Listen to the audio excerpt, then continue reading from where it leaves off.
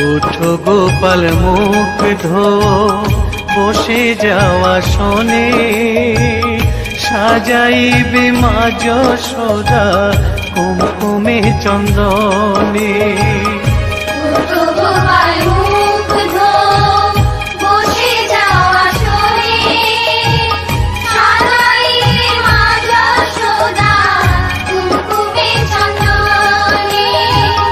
বাল্যভোগ খেতে দেবে ভোরে স্বর্ণ থাল, ঘুমায়ো না আর দেখো হয়েছে সকাল।